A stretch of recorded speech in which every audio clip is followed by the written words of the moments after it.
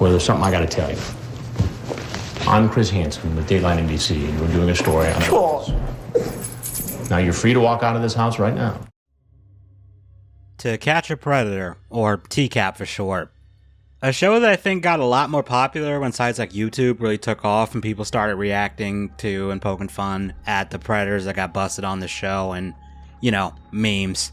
Because there is a lot of meme-worthy moments. And there's just something cathartic about the way Chris confronts these scumbags by presenting them with their own vulgar chat logs and watching them crumble as they realize there's just no way out of this. Like, it never gets old. Honestly, there's so many iconic moments and lines in the show that have lived on in memes, it's not even funny.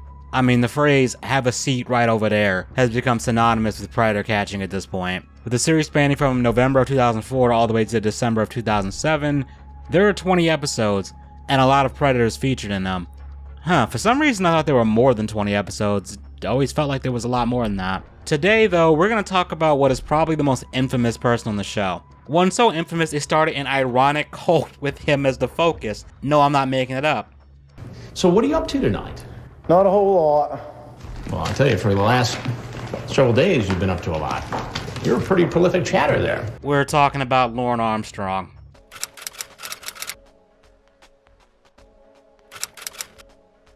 Let's go all the way back to the beginning, before TCaP. Lorne Armstrong was born in Cambridge, Maine in 1970. He has 2 brothers and a sister. He graduated from high school in 1987 and apparently got arrested and slapped with a DUI charge soon after when he crashed a van into his house. According to the TCaP wiki, he blamed his brothers for this and claimed he only drove because he didn't want to walk them home. He also likes to say he was barely over the limit. Sounds like cope to me.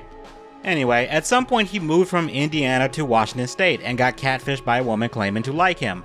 Later on, he moved back to Maine and lived in a house rented by his brother's friends. According to the Predators I've Caught podcast, which has Chris Hansen on it, he was doing a rent-to-own setup for this property, and Lorne lies about this and claims he sold the home for $80,000 after putting $60,000 of work into it. He worked as an electric contractor, but he was actually scamming people because he had 0 qualifications for that. There was a situation where he scammed an elderly couple out of $30K. The full cost of the job was $60K, but he asked for half of it up front. Lorne, his brother, and a mutual friend named Tony went to the couple's house and barely did anything, and eventually just stopped showing up.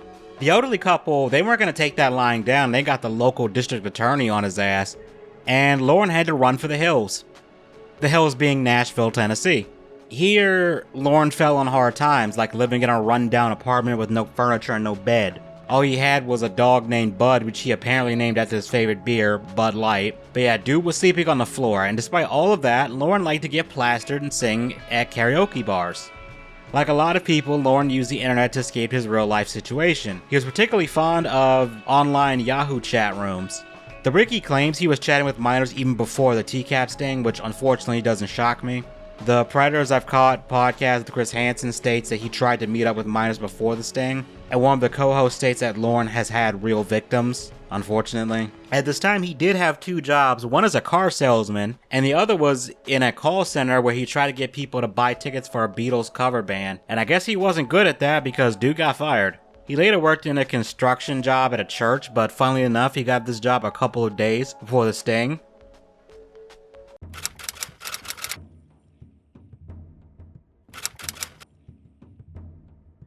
October 18th, 2007, Lorne was arrested during a sting by To Catch a Predator.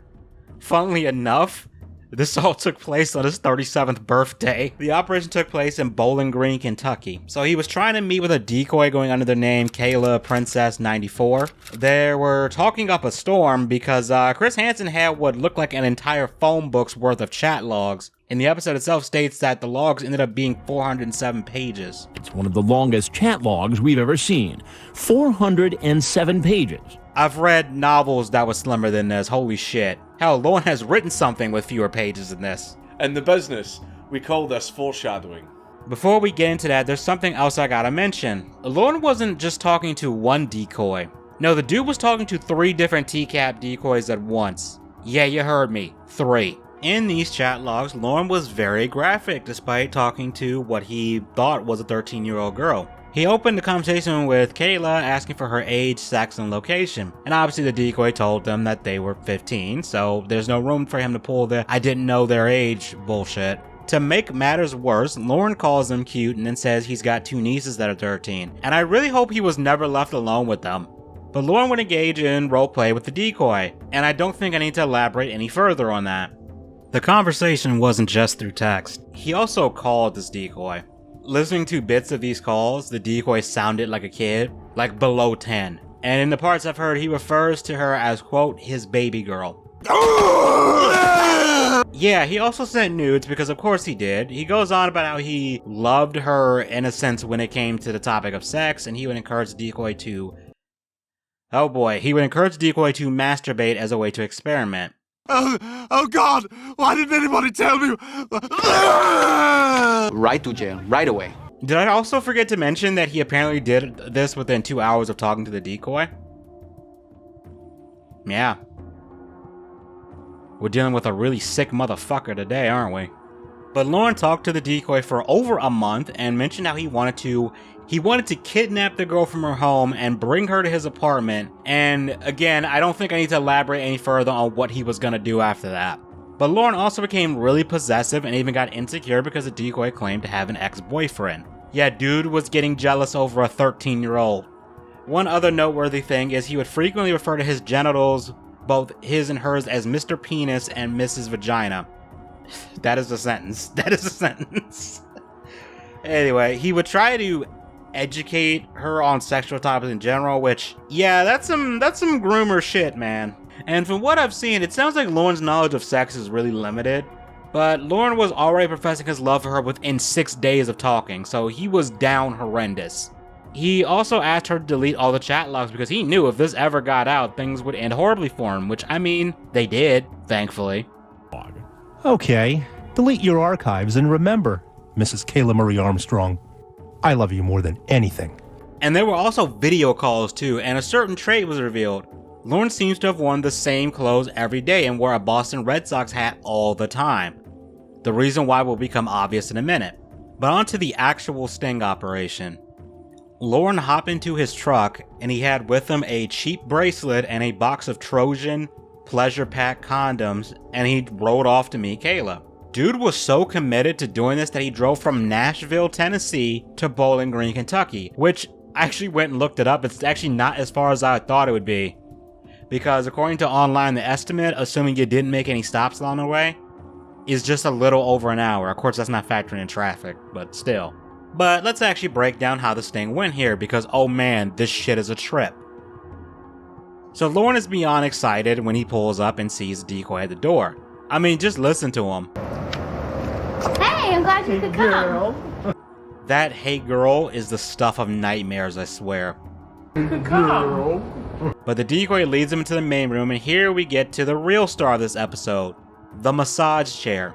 It's a massager chair. God, It vibrates when you press the buttons. Look, oh my God. You think I'm playing, but no, Lorne really likes that chair. You already heard him almost say his catchphrase in response to it. Well, at least he's got comfortable seating when his life shatters into a million pieces. Lorne does notice a discrepancy between the IRL decoy and the one he was talking to online. The hair color is different. I thought you had blonde hair. Do you like it? I dyed it by myself. I think it's pretty. Thank you. It's very pretty. For real though, this decoy, she does a good job just putting that lie forward in a way that felt natural and not like, you know, it was a trap or anything. And just in general, the way she handles it, especially when Lorne tries to escalate things. She does a good job. Like, props, what I'm saying. Props from someone who has never done anything like this, like sting operations, and will never do that because I know I'm not qualified for this shit. Lorne doesn't seem to think anything of it after that. And the decoy then asked him if he brought condoms, and he gets mega excited about that, and I want to go vomit now. Did you bring any condoms? Yes, I did. Where are they? Out in the truck. Well, what good are they going to do in the truck if we're in here? Well, yell at me, why don't you? I haven't had a kiss yet. Oh, okay. Lorne kept wanting the decoy to kiss him, and she kept asking him other stuff to try and redirect the conversation for a bit, but Lorne kind of had a one-track mind, though eventually she was able to get him off the subject by asking if they could just talk first. And thankfully, before Lorne tried to escalate any further, the man, the myth, the legend, Chris Hansen enters the scene. And you too.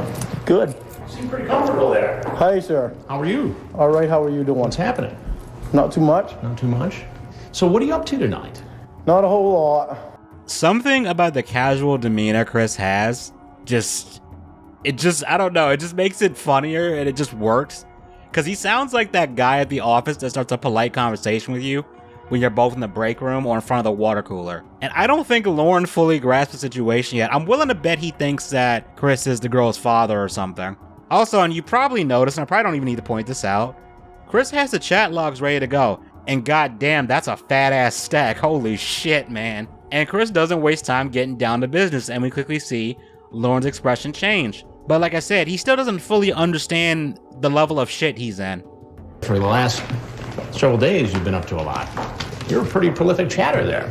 You want to explain yourself? Not really. I never really was gonna do anything. You weren't really going to do anything. No. I've watched a lot of TCaP episodes on live stream and even did a TCaP bingo stream. Wait, how long ago was that? Let me double check. Damn, 2 years ago. Anyway, the point is, I've lost count of how many times I've heard Predator say, I wasn't gonna do nothing, or we weren't gonna do anything, or some other variation of that. And yeah, it never fucking works. But let's see how it works for old Lorne here. So you brought condoms. What else did you bring? I brought her a bracelet. And she is how old? She's supposed to be 13. And how old are you? 37.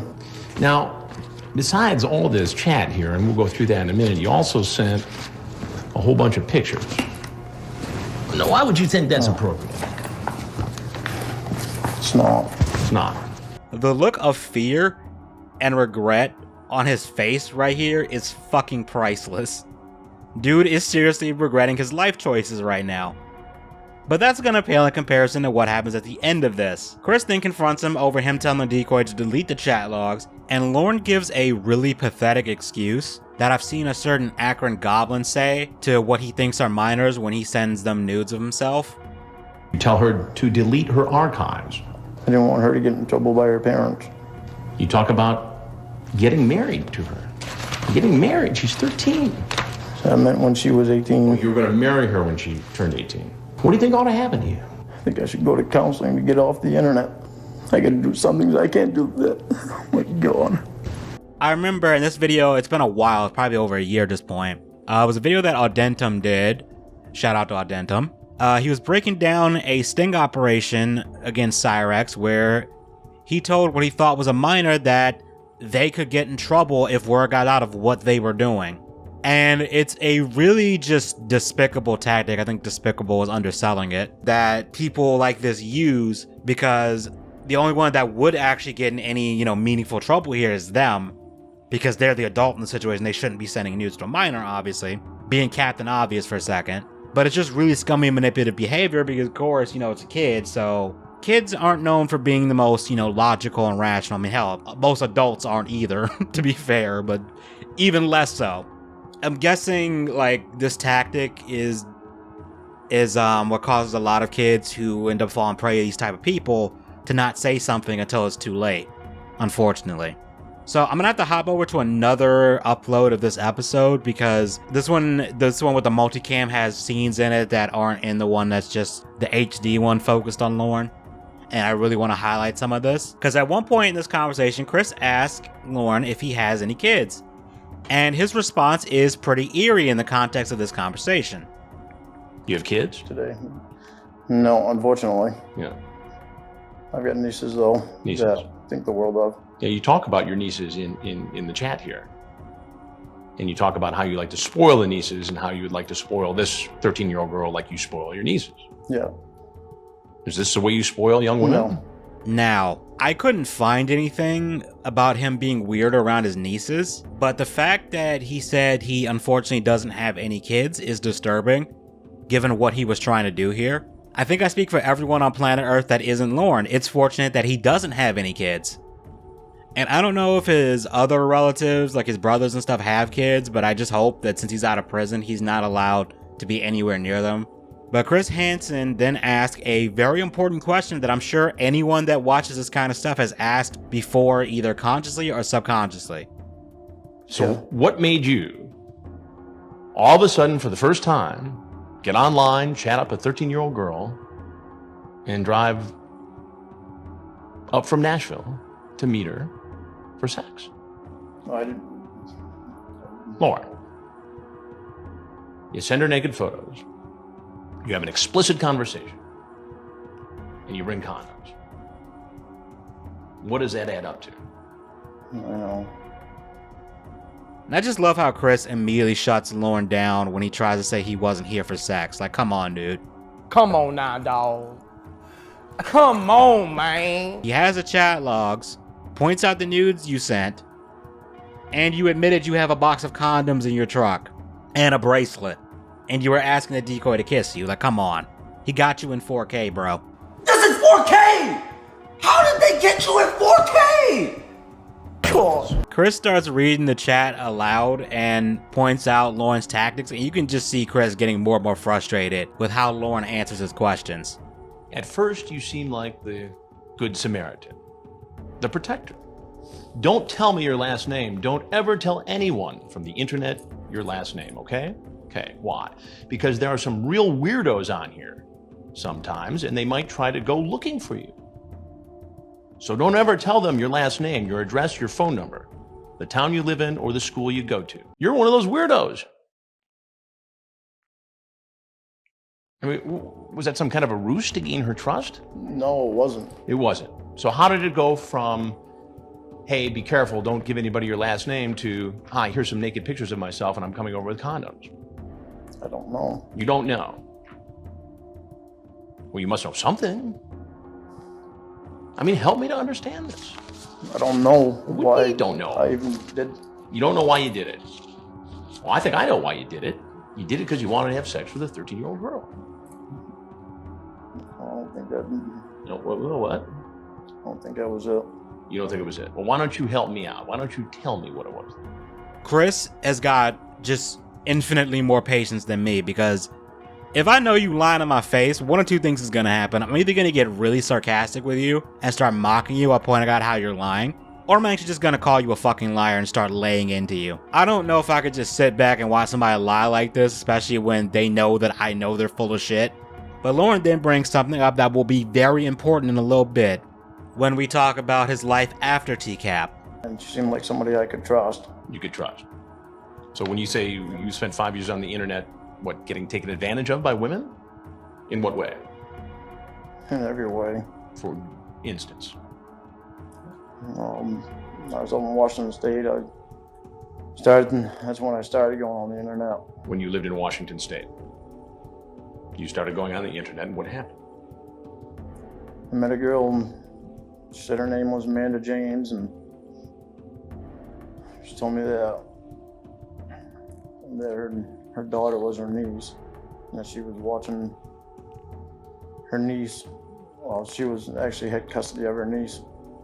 Moved back to Maine just to be close to her because she lived in Pennsylvania.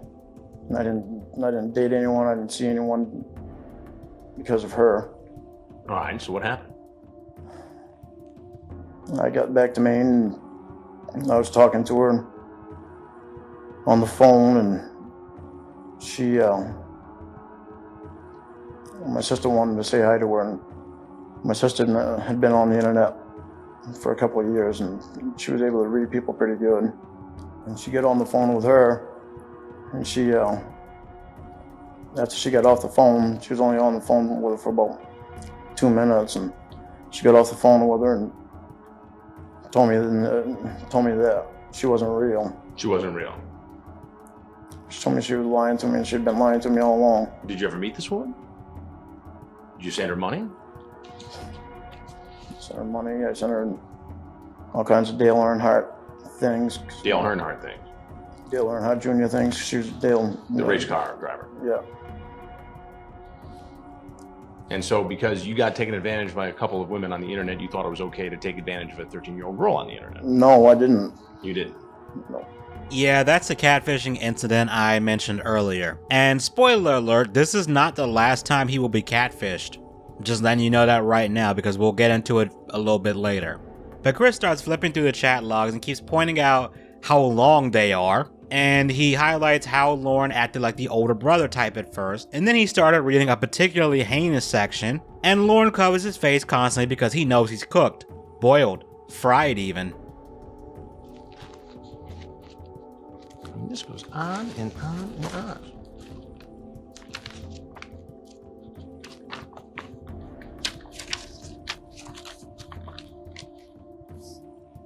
Do you think naughty thoughts about me before you go to sleep?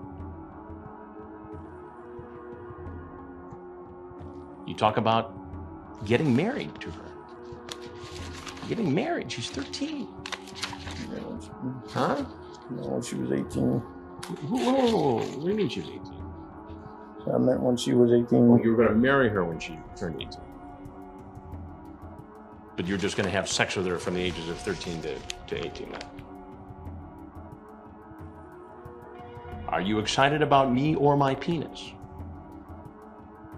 There's something kind of hilarious about Chris flipping through the logs and the matter-of-fact way he says, this just keeps going on. And Lorne's facial expressions are just too funny to me. I don't think you need to be a body language expert or a criminal psychologist like the ones they have on that channel Explore With Us to figure out that Lorne is terrified right now. The fact that Chris can read this with a straight face, with no hint of anger or anything else, is wild. Especially this part right here, because I don't know how he read that with a straight face, because I'd probably either laugh or just get mad. Oh, here's a good one. Is Miss Vagina thinking about Mr. Penis? What is she thinking?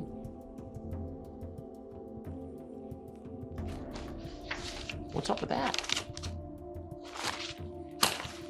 He sounds like a disappointed parent, I swear. He sounds like a parent pulling out the receipts on their kid and asking them to explain themselves. And Lorne has no answer for that because... How do you respond to that? Like, genuinely. To lighten the mood, the iconic moment happens after this. Well, there's something I gotta tell you. I'm Chris Hansen with Dateline NBC, and we're doing a story on... Oh no, it's Chris Hansen! Oh, Cawd. That single phrase launched an entire internet subculture that call themselves Lornographers. We'll get into that in a minute. But I mean, the way he said that in combination with his face, the crying, and the situation as a whole, that was just prime meme material. And there's just something cathartic seeing someone like this just break. And I couldn't do this show because I probably would get too aggressive and giddy and with making fun of watching people like him squirm and cry like that. As usual, Chris tells him that he's free to walk out, and we all know how that story ends. Lorne was in quite the hurry to get the hell out of there, like a roach scattering when the lights are turned on. You're free to walk out of this house right now. But if there's anything else you want to say, now would be the time to say it. He has nothing further to say and tries to make a quick exit, apparently not knowing what's in store for him outside. Sheriff's office, down! Get down! On the ground. Hands behind your back, put your hands behind your back! You can hear him still crying as the cops surround him and he lays down flat on the ground. And I think he finally understands what situation he's in and that there's no way out of this. There's no way out of this one. We do get to see why he was wearing that hat all this time.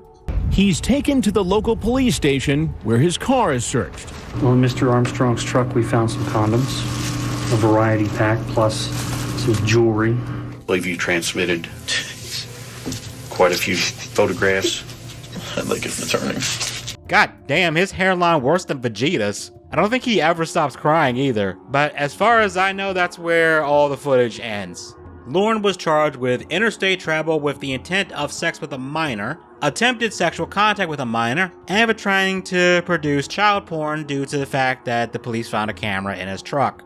He was facing a 20-year prison sentence, but unfortunately he decided to take a plea deal, and he was sentenced to 7 years on the state and federal level, and these charges were to be served consecutively. Unfortunately, he only ended up doing 5 years and was given lifetime probation, and he had to register as a sex offender. After all this, he returned to Maine. Now normally, you'd think this would be where the story ends, right? But nah, we're not even scratching the surface here.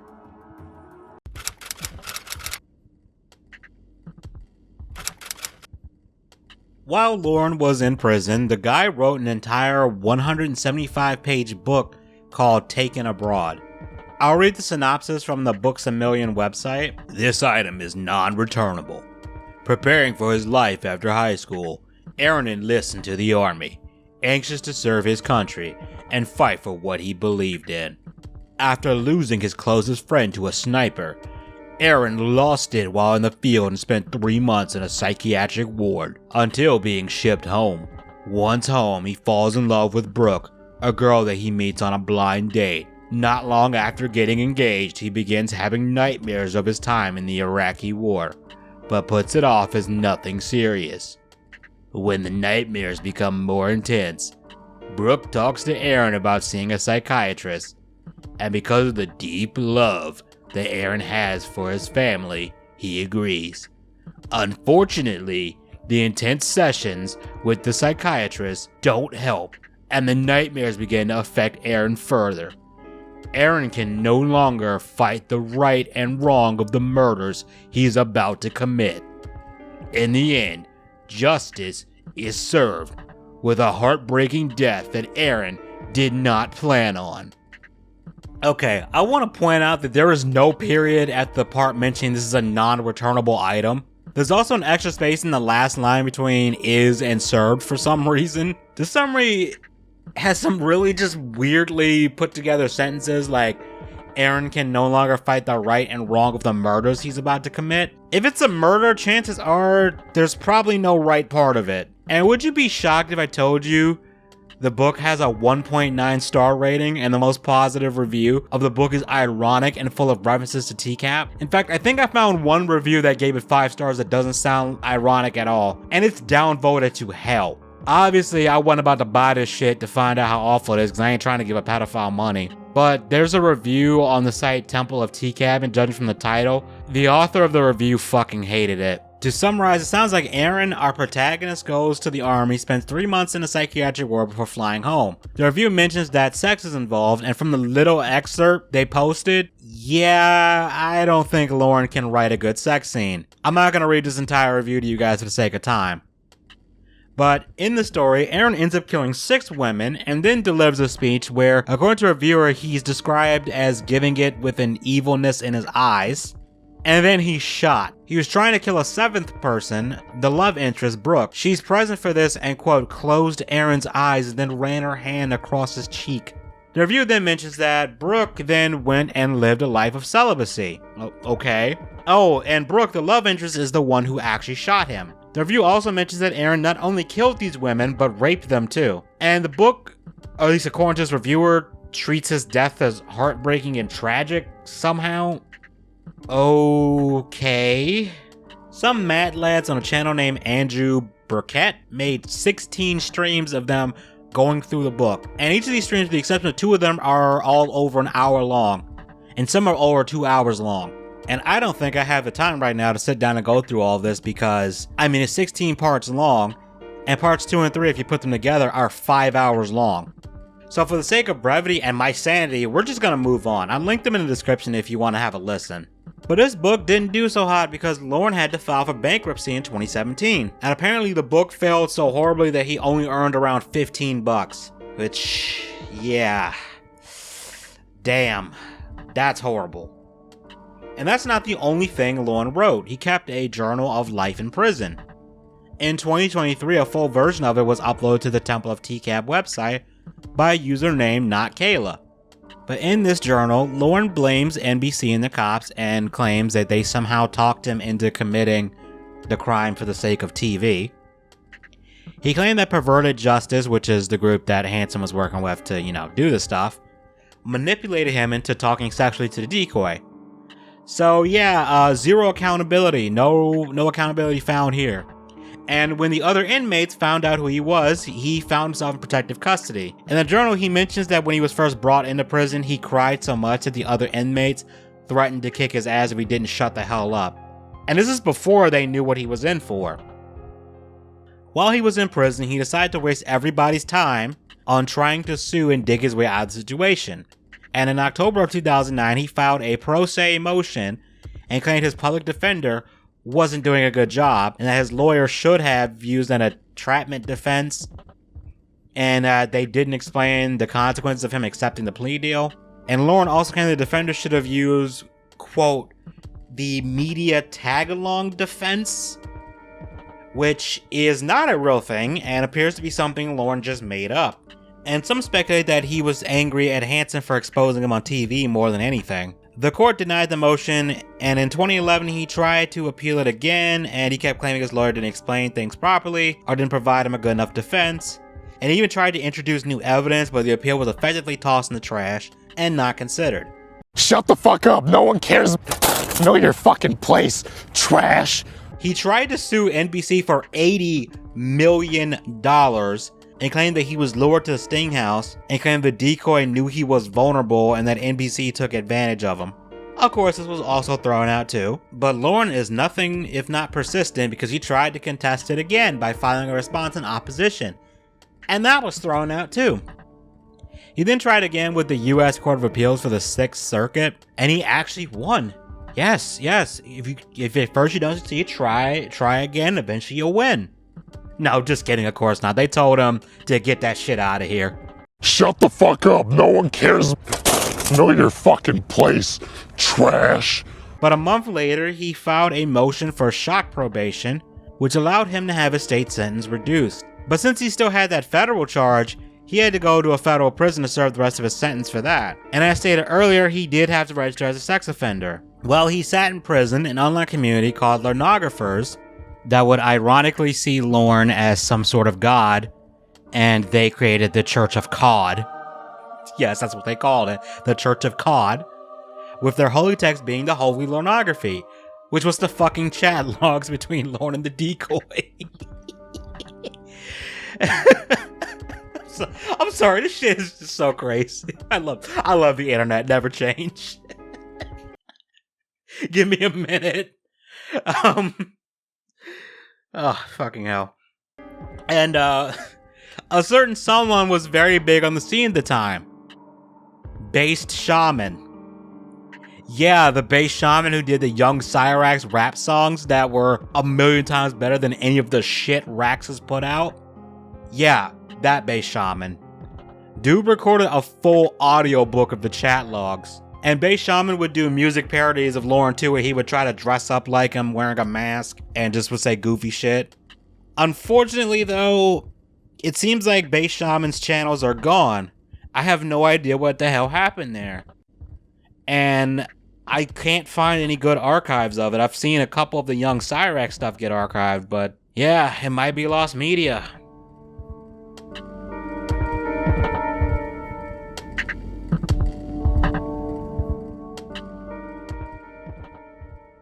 And to all a good night. Matter of fact, I'd like to share a brief reading from the Holy Lornography with you and your friends and family. October 8th, 2007, I told Kayla, I can't wait to put my lips on your pretty lips, and I can't wait to touch your vagina and stick my penis in your vagina. I don't know what's going on, Based. I hope the guy's alright. But anyway, the Church of Cawd grew, and it seems like they didn't just focus on Lorne, but others featured on TCaP as well. Another creator that was popular at the time was someone named Nathaniel Trevor. Dude started a fundraiser for that elderly couple Lorne had scammed that I mentioned way earlier. Cause you see, it wasn't Lornographers who found out about that and made that public knowledge. Nathaniel was respected in the community and owned the site thechurchofcawd.com, and he even made a book about Lorne that was simply titled Lorne.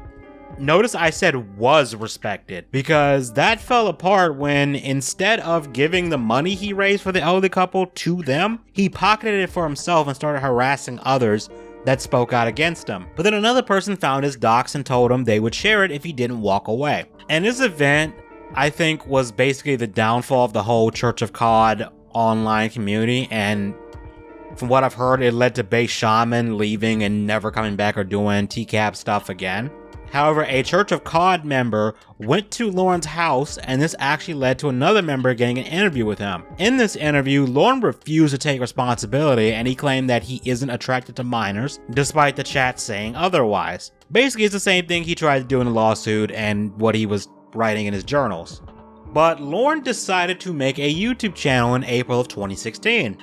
At first, some thought it was a fake channel, but turns out it was actually him, and people started flooding the comments quoting things he said in the TCaP episode, and also in the chat logs, and Lorne didn't understand that he was being made fun of. He tried to create t-shirts with his phrases from the episodes, but he wasn't allowed to use them for legal reasons, and also, there's a law that prevents criminals from profiting off their own crimes, and I guess making t-shirts from that counts.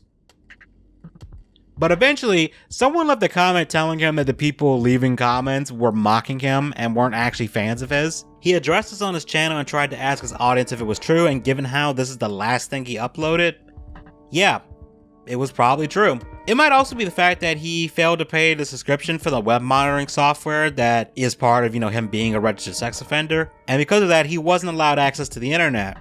But making contact with the internet in general was a horrible idea for Lorne, as people catfished him relentlessly. Like, it's to the point where you could make a Chris Chan comparison from what I've seen. When he first got out of prison in 2013, he got scammed by a woman named Nikki. Lorne met this woman at a local gas station where she worked, and Lorne became obsessed with her and apparently called her over 38 times in a short span. And Nikki wasn't a fan of this and called the cops. The cops found Lorne intoxicated, which is a violation of his sex offender registration, and Nikki also asked Lorne for $15,000 for a car payment, and Lorne gave it to her and never saw that money again because he's an idiot. And that's part of the reason why he had to file for bankruptcy on top of the book. There were other catfishes, including one named Ramona, who found his number and ended up calling him, and this led to Lorne thinking they were in a relationship. And it turns out Ramona was the one that pushed him into making YouTube videos. Ramona also created a doctor character as a rival for her affections, and this was bait to get Lorne angry. And one day she claimed she saw this doctor guy nude, and Lorne lost his fucking mind. They even had fake therapy sessions where another pornographer pretended to be a therapist. From what I've heard, these videos were nuked from the internet because they feared they would get into legal trouble for impersonating a medical professional. But there's just so many instances of catfishing that I would probably go mad trying to cover them all. So I'm just gonna stop right here. One thing I didn't mention is that Lorne had to spend 5 years in a sex offender rehabilitation class, and he kept failing it because he would refuse to accept that all of this was his fault. Dude continued to blame TCaP, Dateline, NBC, the decoy, and pretty much anything he could. In August of 2019, this led to him getting arrested. Again, the TCaP wiki also states that he would show up to class while drunk, despite, as I mentioned earlier, he's not supposed to be drinking. That's part of the sex offender registration. But Lorne seems to completely ignore this rule because he's apparently had 5 alcohol violations on record since 2014. Now, the second arrest, he only got 6 months for this, and he was let out in February of 2020. In May of 2021, Lorne was selling items at a garage sale, and people came up to him saying quotes from his chat logs. And this was an annual event, and people would show up under the guise of buying stuff, but actually they'd film him without his knowledge and mess with them. One interesting thing did happen though. The wiki claims that since 2024, his address is actively blocked from Google Maps, and the area of his trailer, which people have called the trailer of failure, is blurred out. In a podcast called Predators of Cawd, Hansen revealed that there's a Canadian couple assisting Lorne in laying low by helping him change his number and avoid the TCaP community. Lorne even claimed in a plea to revoke his parole that he had knocked up a woman from Canada and wanted to move in with her, but I couldn't find anything on if that's true at all and if he really did knock this woman up. Hopefully he didn't. Hopefully it's a lie.